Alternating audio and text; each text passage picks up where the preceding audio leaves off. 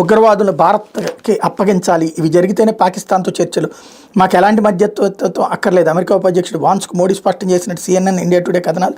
Intelligence హెచ్చరికలతోనే మోడీకి Vance phone, white house వర్గాలకు ఉటంకించిన CNN.